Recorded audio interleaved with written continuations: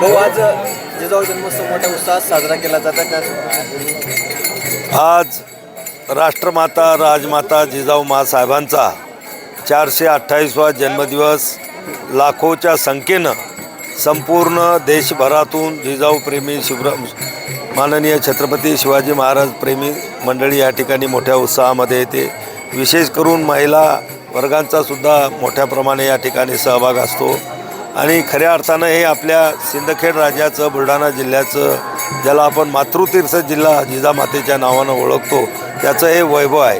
आज 12 जानेवारीला हा जन्मोत्सव साजरा करत असताना आपण पाहत असाल की प्रचंड उत्साह या ठिकाणी पुरुषांमध्ये, महिलांमध्ये, तरुणांमध्ये, तरुणीमध्ये ओसांडून वाहताना आपण या ठिकाणी पाहतो. निश्चित जिजामातेचं आज दर्शनं घेतल्यानंतर एक नवी प्रेरणा लोक या ठिकाणाहून घेऊन जातात आणि आचरणात आणायचा प्रयत्न करतात.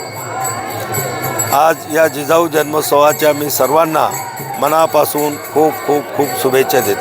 साहेब, या ठिकाणी सुविधांचा अभाव आहे आणि विकास झालेला नाही ही खंत जी आहे ही लखुजी राजे यांच्या वंशजांनी व्यक्त केलेली आहे. हे बघा, महाराष्ट्र सरकारनं सिंदखेड राजा विकास आराखडा मागच्या काळामध्ये जाहीर केलेला आहे आणि ही कामं वेगवेगळ्या विभागाकडे दिलेली आहेत. आपण पाहतो इथलच्या बऱ्याचशा वास्तू ह्या केंद्र सरकारच्या पुरातत्व विभागाच्या अधिपत्याखाली येतात.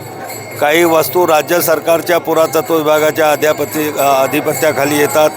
काही सार्वजनिक बांधकाम असेल, काही नगरपालिका सिंदखेड राजाच्या अंतर्गत कामं केली जातात.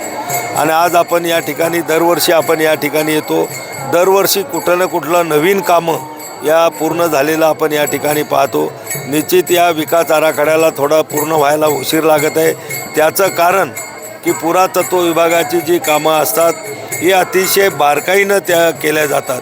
ज्या पुरातन वास्तू आहेत त्याचं सामरस्य ठेवत त्या सर्व कामं त्यांना करावे लागतात आणि हे करत असताना काही अडचणी येतात. त्यामुळं थोडा उशीर ती कामं पूर्ण व्हायला लागतो.